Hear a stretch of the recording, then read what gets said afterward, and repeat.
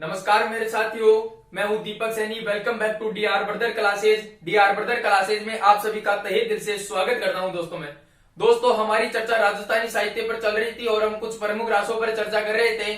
आज की कक्षा को हम आगे बढ़ाते हुए चर्चा करते हैं दोस्तों, लेकिन आज का हमारा मोटिवेशनल कोट रह जाता है कि मेहनत कर तू डरता क्यों है, संघर्ष करने से तू बचता क्यों है। कि मेहनत कर तू डरता क्यों है, संघर्ष करने से तू बचता क्यों है। या तो जान लगा दे या जाने दे, बीच भंवर में फंसता क्यों है। हाँ दोस्त, बीच भंवर में मत फंसो, या तो उस एग्जाम को जाने दो या उसमें पूरे मन तन धन से पूरे उस एग्जाम को अपनी ओर झोंका दो। दोस्तों इसी नए जोश, नए उल्लास, नए उमंग के साथ आज हमारी क्लास को विधिवत रूप से स्टार्ट करते हैं।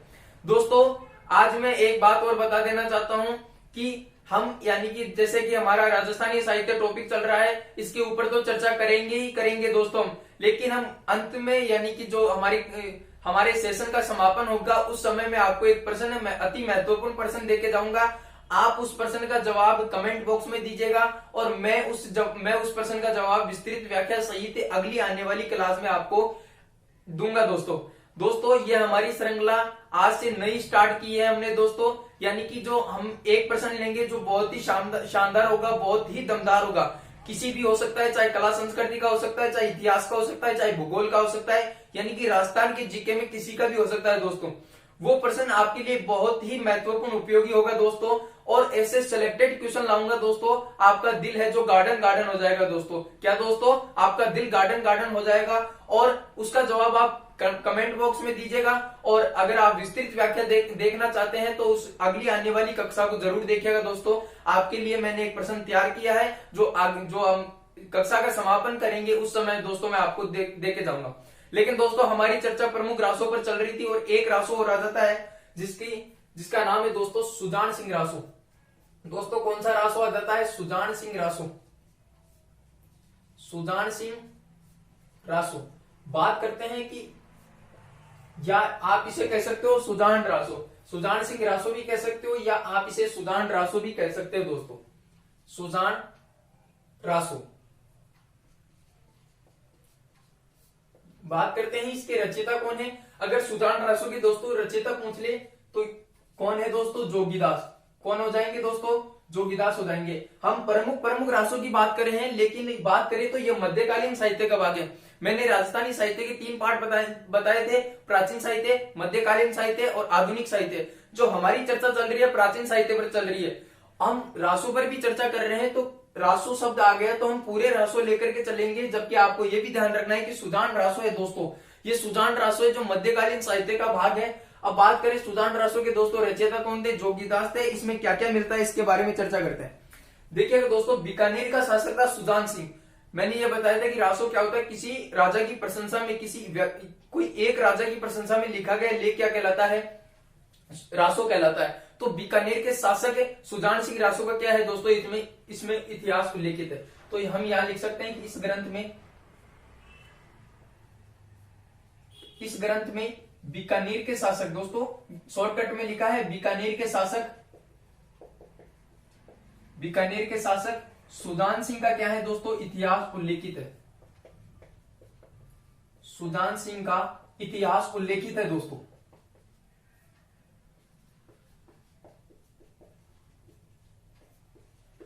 ठीक है दोस्तों, एक रासो हो गया हमारा कंप्लीट। सुजान रासो किसने लिखा था? जोगीदास। आपको एक तो उस रासो का नाम ध्यान होना चाहिए दोस्तों, एक रासो का उसका नाम ध्यान होना चाहिए और उसके रचयिता कौन है यह आपको ध्यान होने चाहिए।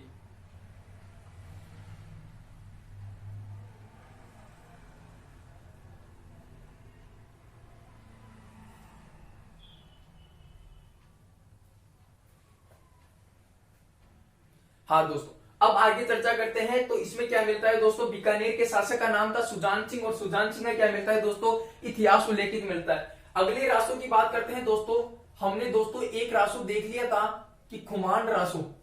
दोस्तों हमने पिछली कक्षा में भी चर्चा की थी कि खुमान रासो हमने देख लिया था, लेकिन और इसके बारे में आपको फैक्ट और दूंगा, तो इसके बारे में मैं एक बार दोबारा पुनः रिवीजन करा देता हूं दोस्तों। खुमान रासो को दोस्तों जो रचने वाला था वो कौन था दोस्तों? दलपत विजय था। अगर आपसे पूछ ले रचने वाला यानी कि रचयिता कौन था दोस्तों? खुमान रासो का दलपत विजय था। और यह ग्रंथ है जो कुल 13 साहित्यकारों के योगदान से लिखा गया। यह ग्रंथ कुल 13 साहित्यकारों के योगदान से लिखा गया। साहित्यकारों के योगदान से लिखा गया दोस्तों।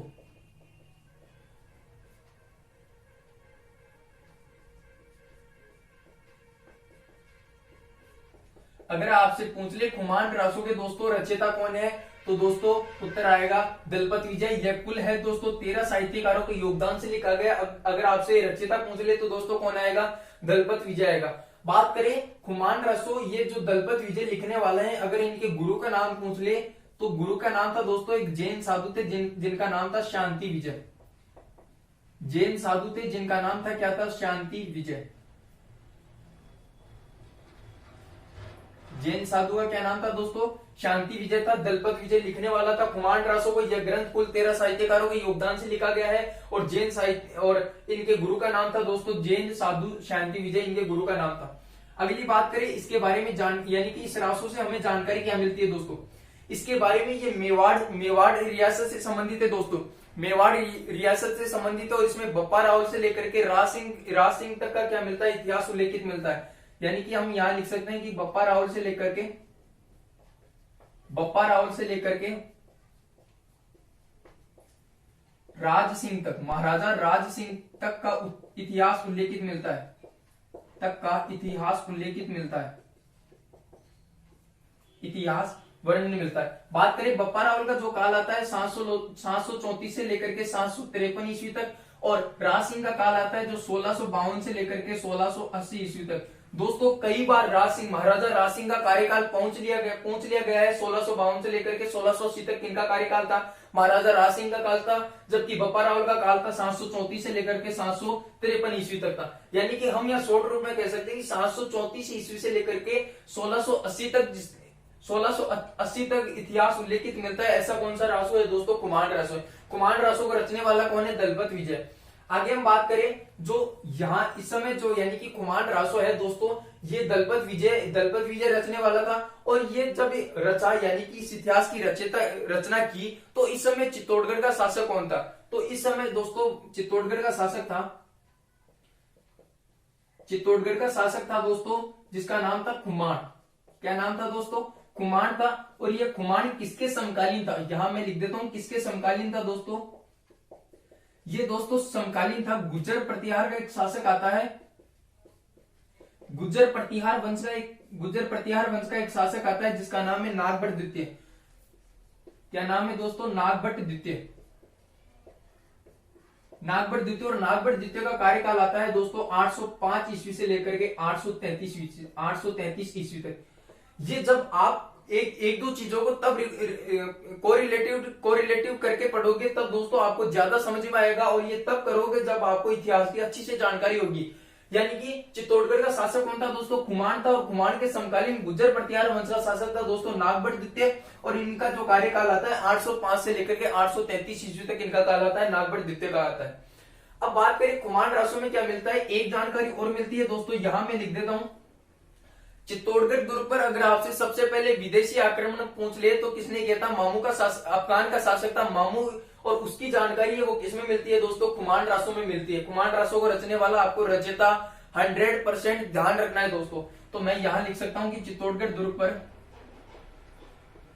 दुर्ग पर सबसे पहला विदेशी आक्रमण, सबसे पहला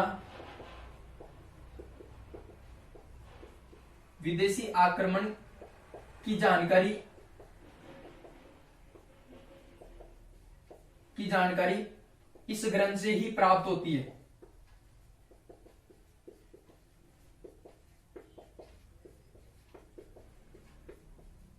देखिएगा दोस्तों हमने क्या पढ़ा है अभी तक, हमने ये पढ़ा है कि एक रासो लिया सुजान रासो को रचयिता करने वाला कौन था, रचना करने वाला कौन था, जोगीदास था। और इसमें बीकानेर के शासक जिनका नाम आता है दोस्तों सुजान सिंह का क्या मिलता है, इतिहास वर्णन मिलता है। बात करें एक रासो का नाम आता है कुमान रासो के रचयिता दलपत विजय। और दलपत विजय यह कुल 13 साहित्यकारों के योगदान से यानी कि पूर्व के 13 साहित्यकारों के योगदान से लिखा गया। और इनमें अगर 13 साहित्यकारों में प्रमुख लेखक पूछ ले तो कौन थे दोस्तों, दलपत विजय थे।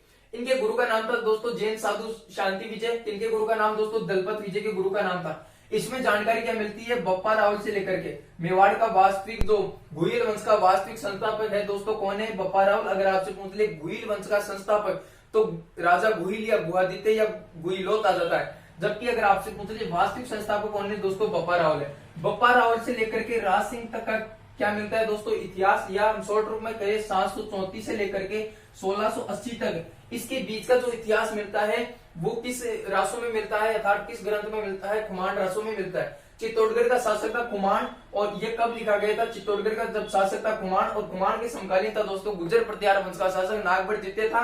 और नागभट्ट द्वितीय का काल आता है दोस्तों 805 ईस्वी से लेकर के 833 ईस्वी तक आता है। और इसमें एक जानकारी और मिलती है कि चित्तौड़गढ़ दुर्ग पर सबसे पहला विदेशी आक्रमण, चित्तौड़गढ़ दुर्ग पर सबसे पहला विदेशी आक्रमण किसने किया था दोस्तों, जहां मैं लिख देता हूं, अफगान का शासक था दोस्तों। कहां का शासक था, अफगान का शासक था दोस्तों। मामू ने क्या किया था, सबसे पहले चित्तौड़गढ़ दुर्ग पर विदेशी आक्रमण किया था। सबसे पहले चित्तौड़गढ़ दुर्ग पर सबसे पहले विदेशी आक्रमण किसने किया था, अफगान का शासक था मामू। और ये जानकारी हमें किस ग्रंथ से प्राप्त होती है दोस्तों, खुमान रासों से प्राप्त होती है। आशा करता हूं कि ये दो ग्रंथ है जो आपको समझ में आए होंगे। अगली ग्रंथ की दोस्तों हम चर्चा करते हैं, एक बार आप स्क्रीनशॉट लीजिएगा।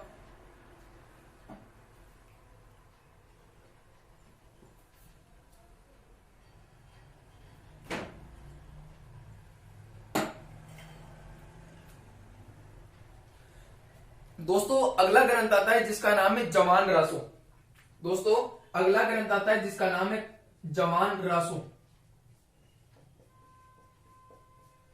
जवान रासो को दोस्तों लिखने वाला कौन था दोस्तों, जवान रासो को लिखने वाला था दोस्तों सीताराम रत्नू। सीताराम रत्नू क्या था दोस्तों, जवान रासो को लिखने वाला अर्थात रचयिता कौन था, सीताराम रत्नू। और आगे हम बात करें इसमें क्या मिलता है कि बोराज, बोराज कहां पड़ता है दोस्तों, जयपुर में पड़ता है। बोराज के खंगारोत वंश के शासक, बोराज स्थान पड़ता है जो जयपुर में पड़ता है। और बोराज में किसने शासन किया था, खंगारोत वंश ने शासन किया था। खंगारोत वंश के शासकों ने, खंगारोत वंश के शासकों व मराठों के मध्य दोस्तों, मराठों के मध्य हुए युद्ध का वर्णन, हुए युद्ध का, और वो युद्ध हुआ था दोस्तों 1768 ईस्वी में युद्ध हुआ था। हुए युद्ध का वर्णन अगर आपसे पूछ ले किस रासों में है दोस्तों, तो वो है दोस्तों जवान रासो। जवान रासो को लिखने वाला कौन था दोस्तों, सीताराम रत्नू था।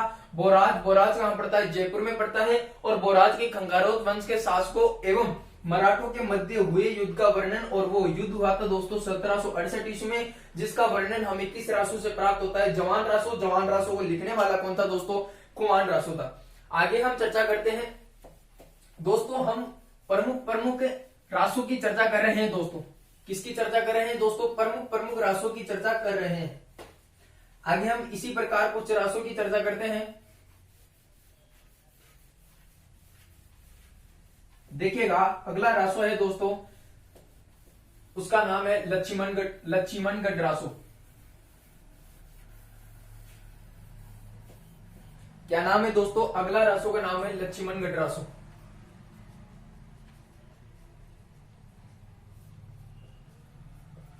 लक्ष्मणगढ़ रासो बात करें, इसको लिखने वाला कौन था दोस्तों, खुशाल नामक व्यक्ति ने क्या लिखा था, इस रासो को लिखा था। बात करें हमें जानकारी क्या मिलती है दोस्तों इस रासो से, अलवर का शासक था दोस्तों लक्ष्मण सिंह। अलवर शासक एवं मुगल बादशाह शाह आलम द्वितीय, मुगल बादशाह शाह आलम द्वितीय के मध्य हुए युद्ध का वर्णन।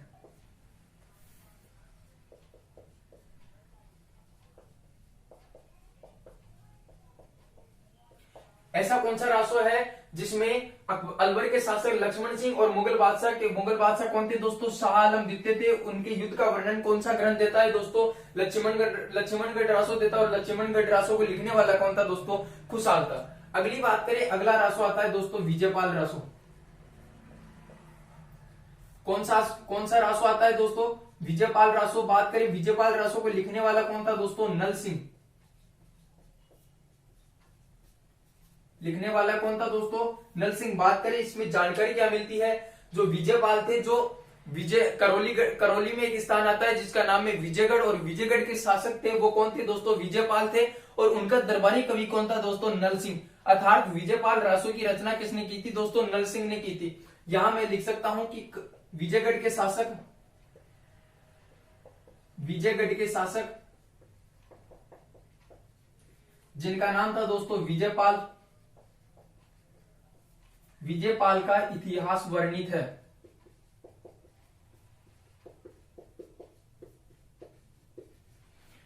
विजयपाल रासो को लिखने वाला कौन था दोस्तों? नल सिंह था। जो विजयगढ़ कहां पड़ता है दोस्तों? करौली में पड़ता है। कहां पड़ता है दोस्तों? करौली में पड़ता है। और विजयगढ़ के शासक कौन थे दोस्तों? विजयपाल। और विजयपाल का क्या मिलता है? इतिहास वर्णन मिलता है। दोस्तों आपको यहाँ एक पाल शब्द दिखाई दे रहा है, ये अपने नाम के पीछे जो यदुवंशी थे, जो करौली, देखिएगा दोस्तों, दो रियासत थी राजस्थान में, एक तो थी जैसलमेर और एक थी करौली रियासत। राजस्थान में 19 रियासतें थी।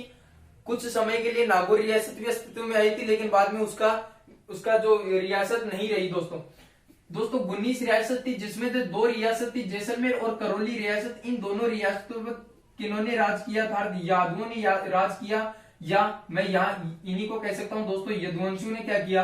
राज किया। अब यहाँ आपको एक नाम दिखाई दे रहा है विजयपाल। इसके अलावा जो भी कोई महाराजा लगाते हैं, जैसे महाराजा राज सिंह, महाराणा प्रताप सिंह, महाराणा चंद्र सिंह, या मालदेव सिंह, या राव चंद्र सिंह, ये अपने नाम के पीछे कोई भी राजा है जो सिंह लगाते हैं, लेकिन ये अपने नाम के पीछे क्या लगाते हैं दोस्तों? पाल लगाते हैं। ऐसा क्यों है? ये अपने नाम, जैसे अजयपाल सुना होगा, देवपाल सुना होगा, जैसे विजयपाल है, ये अपने नाम के पीछे क्या लगाते हैं दोस्तों? पाल लगाते हैं। और अधिकतर राजा है जो अपने नाम के पीछे सिंह लगाते हैं। ऐसा क्यों? देखिएगा, कारण जानिएगा। जो करौली के यदुवंशी शासक है वो अपनी उत्पत्ति है भगवान श्री कृष्ण के वंशज मानते हैं, यानी कि इनकी उत्पत्ति ये क्या मानते हैं? करौली के जो यदुवंशी शासक है, जो भगवान श्री कृष्ण के पुत्र मानते हैं, या भगवान श्री कृष्ण के क्या मानते हैं? वंशज मानते हैं। और भगवान श्री कृष्ण है जो गायों को पालते थे। सिंह का मतलब होता है दोस्तों शेर, और पाल का मतलब होता है दोस्तों पालने वाला। क्या होता है दोस्तों? पालने वाला। किसको? गायों को। यानी कि जो भगवान श्री कृष्ण थे वो गायों को पालने वाले थे, और गायों को पालने वाले थे इसलिए अपने नाम के पीछे क्या लगाते हैं? पाल लगाते हैं। जबकि सिंह अर्थात शेर होता है वो गायों का भक्षण करता है, इसलिए अपने नाम के पीछे सिंह नहीं लगा के ये क्या लगाते हैं दोस्तों? पाल लगाते हैं। आपको समझ में आया होगा दोस्तों पाल क्यों लगाते हैं और सिंह क्यों नहीं लगाते हैं। ठीक है दोस्तों, दो रियासतें राजस्थान में ऐसी थी जहां पर यादवों ने क्या किया? शासन किया, जैसलमेर और करौली। और दो रियासत ऐसी थी जहां पर जाटों ने क्या किया दोस्तों? वहां पर राज किया। तो वो कौन सी थी? करौली, धौलपुर और भरतपुर क्या थी? जाटों की रियासत थी।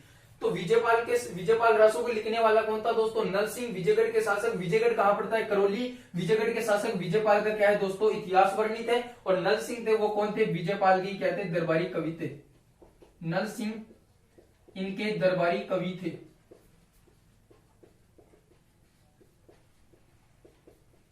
इनके दरबारी कवि थे। अगला रासो आता है जिसकी हम चर्चा करें दोस्तों।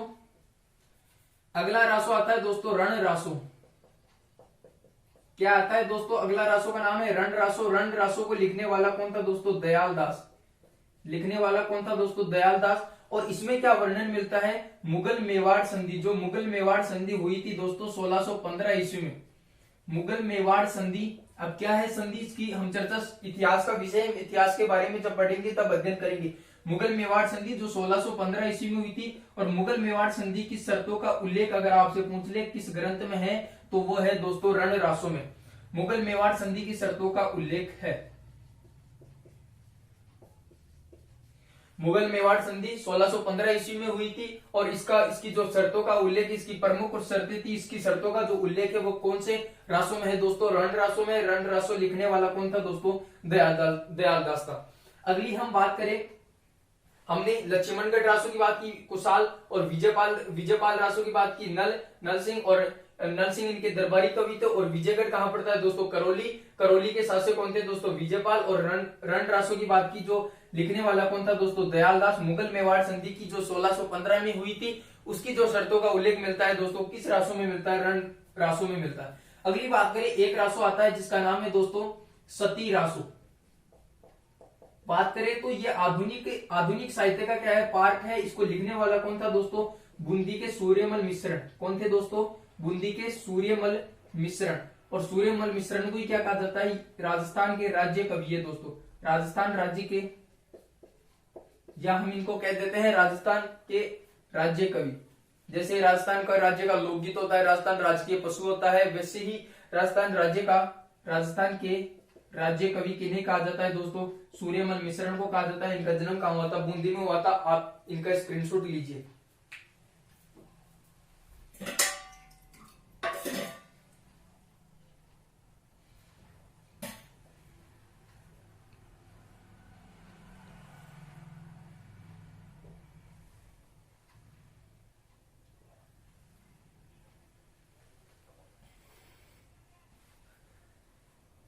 आगे हम बात करते हैं दोस्तों,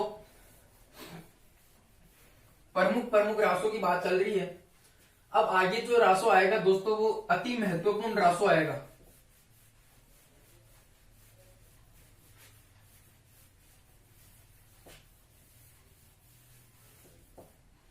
देखिएगा दोस्तों, अगला रासो है जिसका नाम है दोस्तों हमीर रासो।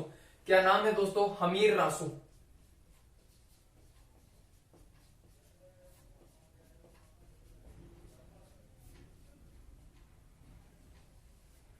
हमीर रासो है जो दो साहित्यकारों ने लिखा दोस्तों। किन्होंने लिखा? एक का नाम था दोस्तों जोधराज, यानी कि हमीर रासो 2 बार लिखा गया। जोधराज और सारंगधर ने लिखा, यानी कि हमीर रासो दोस्तों किसने लिखा? जोधराज ने भी लिखा और सारंगधर ने लिखा। अब आप कहोगे कि दोनों ऑप्शन में आ गए, यानी कि प्रश्न आ गया हमीर रासो के लेखक कौन है, उसमें जोधराज भी आ गए, सारंगधर भी आ गए। तो आपको प्रथम प्राथमिकता किसे देनी है दोस्तों? जोधराज को देनी है। प्रथम प्राथमिकता किसे देनी है दोस्तों? जोधराज को देनी है। ठीक है, और अगर जोधराज ऑप्शन में नहीं आए तो कौन सा उत्तर होगा दोस्तों? हमारा सारंगधर होगा। अब बात करते हैं ये हमीर रासो क्या है। हमीर रासो रणथंभौर के चौहान शासक थे जिनका नाम था हटी हमीर अर्थात हमीर देव चौहान, और उनके युद्धों का वर्णन मिलता है। यहां मैं लिख सकता हूं दोस्तों, रणथंभौर के शासक, रणथंभौर कहां पड़ता है दोस्तों? सवाई माधोपुर में पड़ता है। रणथंभौर शासक हमीर देव चौहान, हमीर देव चौहान,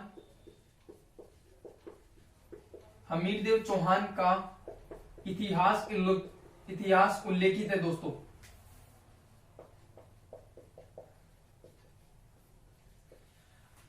हमीर रासो लिखने वाला जोधराज है। अगर दोनों ऑप्शन में आता है तो ऑप्शन में दोनों आ जाए तो जोधराज को आपको प्रथम प्राथमिकता देनी है, बाद में सारंगधर को देनी है। रणथंभौर शासक जिनका नाम था दोस्तों हमीर देव चौहान, और हमीर देव चौहान को क्या मिलता है? इतिहास वर्णन मिलता है। बात करें ये 5 खंडों में विभक्त है दोस्तों। कितने खंडों में विभक्त है? 5 खंडों में विभक्त है दोस्तों,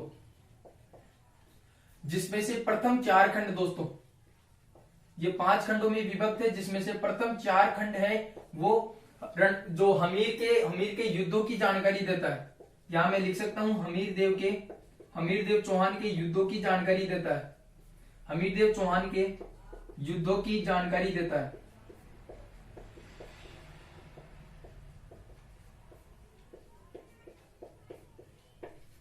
और जो 5वां खंड है, या हम कह सकते हैं कि अंतिम एक खंड, 5वां खंड है, जो क्या देता है? हमीर की स्थापत्य कला,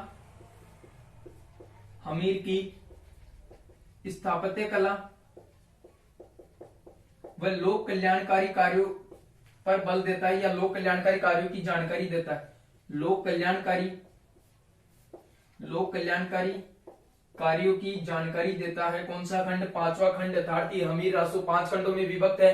प्रथम 4 खंड है जो हमीर देव चौहान की युद्धों की जानकारी का वर्णन देता है, जबकि 5वां खंड है हमीर की स्थापत्य कला, जैसे कि पद्मला तालाब बनाया, 32 खंभों की छतरी बनाई, और रणथंभौर दुर्ग में कई महलों का निर्माण करवाया स्थापत्य कला हो गई, और लोगों के लिए, वहां की जनता के लिए क्या क्या उनके कल्याण के लिए क्या क्या कार्य किए, जो उनका उल्लेख किस में है दोस्तों? 5वें खंड में है। तो कार्यों का उल्लेख, कार्यों की, या हम कह सकते हैं कि जानकारी देता है। ऐसा कौन सा खंड है दोस्तों? 5वां खंड है।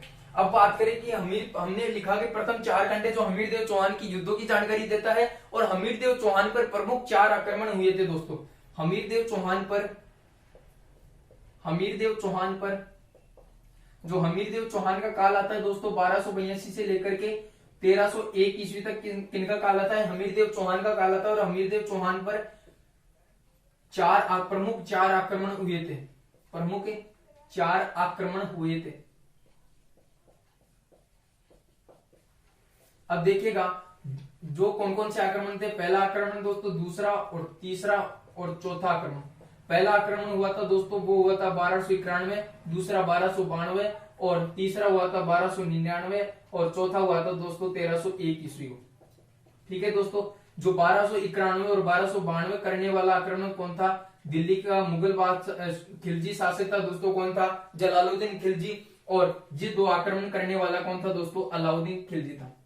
यानी कि मैंने अभी तक ये बताया गया है कि जो हमीरदेव चौहान का दोस्तों काल आता है 1282 से लेकर के 1301 ईस्वी तक आता है। और हमीरदेव चौहान पर कितने आक्रमण हुए थे दोस्तों, 4 आक्रमण हुए थे। अभी मैं एक प्रश्न लिखाऊंगा जिसको आपको उत्तर देना है दोस्तों। क्या है कि हमीरदेव चौहान पर 4 आक्रमण हुए और जिसमें से पहला आक्रमण हुआ था जलालुद्दीन खिलजी का 1291 ईस्वी में हुआ था, दूसरा आक्रमण भी जलालुद्दीन खिलजी को हुआ था और 1292 में हुआ था। जब ये जलालुद्दीन खिलजी रणथंभौर दुर्ग को नहीं जीत पाता तो ऐसा कह देता है कि मैं ऐसे 10 दुर्गों को मुसलमान के एक बाल के बराबर भी नहीं मानता। यानी कि ये ऐसे दर्शा रहा है कि मैंने इतने दुर्ग तो कई यानी कि जीत के छोड़ दिया, मैं नहीं जीतूंगा, यानी कि मैं तो यहाँ रणथंभौर में यानी कि ऐसे ही घूमने के लिए आया था। जो तीसरा आक्रमण होता है 1299 ईस्वी में किसने किया था दोस्तों, अलाउद्दीन खिलजी ने किया था। और चौथा आक्रमण भी किसने किया था, 1301 ईस्वी में अलाउद्दीन खिलजी ने किया था। अब भी बात करेंगे एक प्रश्न की। पहले बात करते हैं कि हमीर रासो का दोस्तों रचयिता कौन था, जोधराज व सारंगधर। अगर दोनों ऑप्शन में आ जाए तो किसको प्राथमिकता देनी है, जोधराज को देनी है। फिर अगर आप ये जोधराज ऑप्शन में नहीं आए तो फिर किसको प्राथमिकता देनी है, सारंगधर को। अगर दोनों में ऑप्शन आ जाए तो फिर किसको प्राथमिकता देनी है, जोधराज को। आपको ये कंसेप्ट क्लियर रखना है। हमीर कौन थे दोस्तों, रणथंभौर सवाई माधोपुर में पड़ता है। रणथंभौर के शासक का नाम था दोस्तों हमीरदेव चौहान। और हमीरदेव चौहान का क्या है, इसमें इतिहास उल्लेखित है।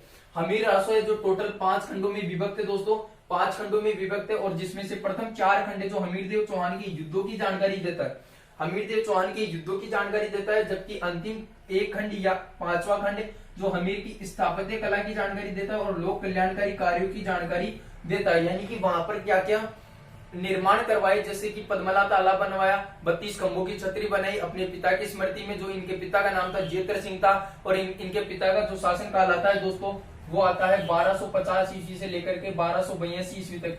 इनके पिता का नाम था दोस्तों जेतर सिंह। क्या नाम था, जेतर सिंह। और जेतर सिंह ने 32 वर्ष शासन किया, 50 से लेकर के 82 तक, यानी कि टोटल 32 वर्ष शासन किया। और 32 वर्ष शासन करने की स्मृति में इन्होंने 32 खंभों की छतरी रणथंभौर दुर्ग में बनवाई। और इस 32 खंभों की छतरी को क्या कहते हैं दोस्तों, न्याय की छतरी कहा जाता है। पद्मला तालाब बनाया और रणथंभौर दुर्गों में कई महलों का निर्माण करवाया। और वहां की जनता के लिए उन्होंने यानी कि हमीरदेव चौहान में क्या क्या कल्याणकारी कार्य किए उनकी जानकारी कौन देता है, जो 5वां खंड देता है।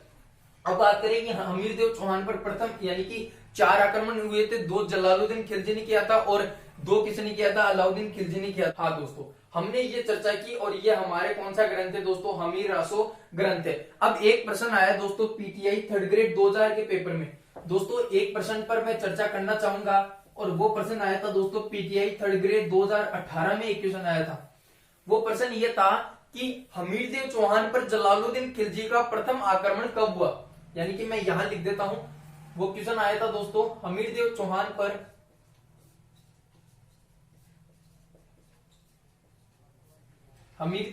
पर जलालुद्दीन खिलजी का, जेके का मतलब जलालुद्दीन खिलजी का प्रथम आक्रमण कब हुआ, प्रथम आक्रमण हुआ। और वहां ऑप्शन थे दोस्तों 1290, दूसरा था 1292,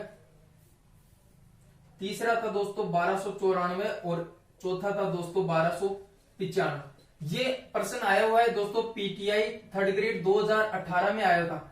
पीटीआई 3rd ग्रेड 2018 में क्वेश्चन आया कि हमीरदेव चौहान कहां का शासक, रणथंभौर का शासक। हमीरदेव चौहान पर जलालुद्दीन खिलजी का प्रथम आक्रमण कब होता है। अभी हमने चर्चा की कि जलालुद्दीन खिलजी के 2 आक्रमण किए थे, एक तो किया था 1291 ईस्वी को और एक किया था 1292 ईस्वी को। यानी कि प्रथम आक्रमण होता है जो 1291 ईस्वी को होता है और द्वितीय आक्रमण 1292 को होता है। यहाँ प्रश्न में क्या पूछा गया है दोस्तों, हमीरदेव चौहान पर जलालुद्दीन खिलजी का प्रथम आक्रमण कब हुआ। हमने पढ़ा है कि प्रथम आक्रमण 1291 ईस्वी को हुआ और द्वितीय आक्रमण 1292 को हुआ, जबकि यहाँ तो ऑप्शन में ही नहीं है दोस्तों। देखिएगा 1290 में पहला आक्रमण तो 1291 में हुआ, दूसरा आक्रमण यहाँ पूछ नहीं रहा है। अगर दूसरा आक्रमण हो गया, अब देखिएगा ये दोस्तों लॉजिकल प्रश्न है, कई बार यानी कि पास वाले बिंदु को छोड़ दिया जाता है। अब देखो यहाँ पर पहुंचा है प्रथम आक्रमण कब हुआ, जबकि हमने पढ़ा है कि प्रथम आक्रमण 1291 को हुआ, जो इसका सही उत्तर माना जाएगा 1290 को माना जाएगा। कैसे देखेगा दोस्तों, अगर 1200 देखेगा, अगर कई बार है ना जो एक एक पास वाला बिंदु छोड़ दिया जाता है, तो 1291 ईस्वी में पहला आक्रमण हुआ था वास्तविक रूप से, जबकि प्रश्न में क्या घुमाया गया है कि 1290 लिख दिया गया, यानी कि एक आसपास का बिंदु कई बार लिख दिया जाता है या कई बार छोड़ दिया जाता है। तो पहला आक्रमण 1291 हुआ और दूसरा आक्रमण 1292 में हुआ, जबकि पूछ रहा है प्रथम आक्रमण, तो ये ऐसे गलत हो जाएगा। दूसरा आक्रमण 1292 में हुआ, तो पहला आक्रमण तो 94 भी नहीं हो सकता और 95 भी नहीं हो सकता, तो सही उत्तर माना गया था दोस्तों वो कौन सा था दोस्तों, 1290 ईस्वी को था। यह आपको ध्यान रखना है।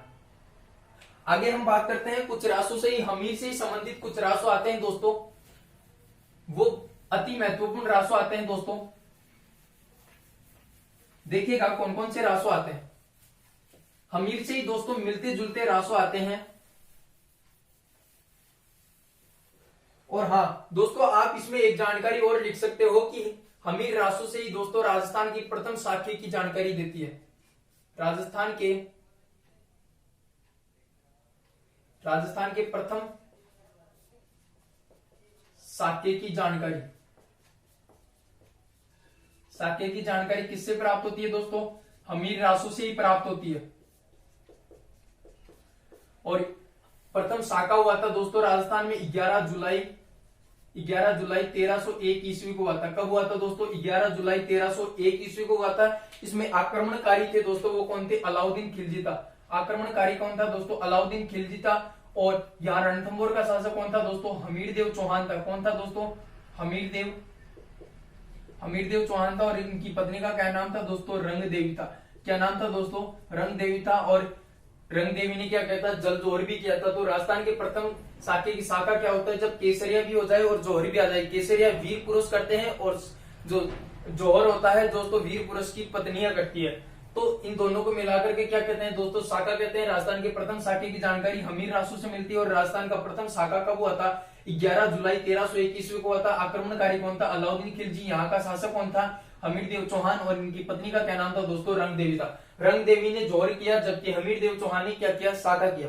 अब बात करते हैं कुछ रासों से ही संबंधित आते हैं कि अगर आपसे पूछ ले हमीर महाकाव्य किसने लिखा, हमीर महाकाव्य किसने लिखा। एक ग्रंथ और आता है जिसका नाम है कि हमीर रायण किसने लिखा दोस्तों। एक ग्रंथ और आता है जिसका नाम है दोस्तों हमीर मदमर्दन किसने लिखा। मिलते जुलते बता रहा हूं दोस्तों, कंफ्यूज पैदा नहीं होगा अगर आप एक साथ पढ़ोगे तो। एक ग्रंथ और आता है जिसका नाम है कि हमीर रायण किसने दोस्तों, रायण तो लिख लिया। हमीर प्रबंध किसने लिखा दोस्तों। और एक ग्रंथ और आता है दोस्तों हमीर, यानी कि हमीर महाकाव्य किसने लिखा। हम इसकी चर्चा कर लेते हैं। हमीर महाकाव्य लिखने वाला कौन था दोस्तों, नयन चंद्र सूरी। नयन चंद्र सूरी ने क्या लिखा, हमीर महाकाव्य लिखा। हमीर रायण किसने लिखा दोस्तों, भाउंड व्यास ने लिखा। हमीर मदमर्दन किसने लिखा दोस्तों, जय सिंह सूरी ने लिखा। हमीर प्रबंध किसने लिखा दोस्तों, कैलाश अमृत ने लिखा। तो ये महत्वपूर्ण आ जाते हैं। हमीर महाकाव्य किसने लिखा दोस्तों, नयन चंद्र सूरी ने लिखा। हमीर रायण भाउंड व्यास ने लिखा। हमीर मदमर्दन जय सिंह सूरी ने लिखा। हमीर प्रबंध कैलाश अमृत ने लिखा। और एक आ जाता है हमीर हट। हमीर हट किसने लिखा था दोस्तों, चंद्रशेखर ने लिखा था। तो अब बात आ जाती है इनको याद कैसे करें दोस्तों, इन इतने सारे ग्रंथों को यानी कि मिलते जुलते ग्रंथ को कैसे याद करें। देखिएगा दोस्तों, हमीर महाकाव्य, महा का मतलब होता है कि बड़ा, महा का मतलब क्या होता है दोस्तों, बड़ा। और बड़ा कौन है दोस्तों, सूर्य है। यानी कि अंत में क्या आना चाहिए, सूर्य आना चाहिए। यानी कि बड़ा कौन है दोस्तों, सूर्य। और अंत में क्या आना चाहिए, सूर्य। तो नयन चंद्र सूर्य। रायण, आपको एक शब्द ध्यान रखना है जिसका नाम है भारी। भारी आता है ना शब्द, भाष्य तो हो जाएगा दोस्तों भाउंड व्यास। क्या हो जाएगा दोस्तों, भाउंड व्यास। और री से लेना है दोस्तों हमीर रायण। क्या लेना है दोस्तों, हमीर रायण। यानी कि भार से तो लेना है बाउंड व्यास, और हमीर रह से क्या लेना है, हमीर रायन लेना है। तो ऐसे याद कर लोगे आप। और हमीर मदमर्दन, यहाँ आप मर्द देखो, यहाँ मर्दन में एक शब्द आ रहा है कि मर्द, जो असली मर्द होता है उसकी हमेशा जय जयकार होती है, असली मर्द होता है उसकी हमेशा जय जयकार होती है। तो शुरू में क्या आना चाहिए, जय, तो जय सिंह सूरी। प्रबंध आप इसको छोड़ देना, एक छोड़ देना। इसको याद देखो कैसे रखोगे, हट, जो आजादी की हट किसने की थी, यानी कि देश को आजाद कराने की हट किसने की थी दोस्तों, चंद्रशेखर ने की थी। और आपको हमीर प्रबंध तो एक बचा हुआ है, आपको याद तो रह ही जाएगा। हमीर प्रबंध किसने लिखा, कैलाश अमृत ने लिखा। तो देखिएगा दोस्तों, हमीर महाकवि नयनचंद्र सूरी, हमीर नारायण बाहुंड व्यास, हमीर मदमर्दन जय सिंह सूरी, हमीर प्रबंध कैलाश प्रबंध और कैलाश अमृत, और हमीर हट किसने लिखा, चंद्रशेखर ने लिखा। आप इसका स्क्रीनशॉट लीजिएगा दोस्तों।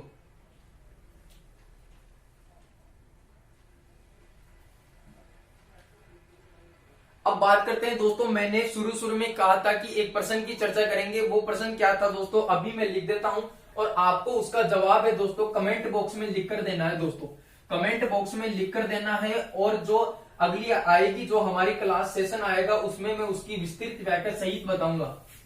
दोस्तों अभी हमने बात की थी कि चित्तौड़गढ़ दुर्ग पर सबसे पहले विदेशी आक्रमण किसने किया था, अफगानी का शासक था मामू, और उसकी जानकारी कुमांड रासो से मिलती है। कुमांड रासो को रचने वाला कौन था, दलपत विजेता।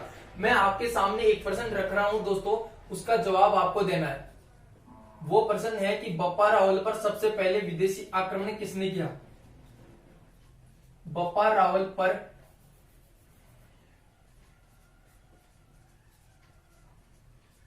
सबसे पहले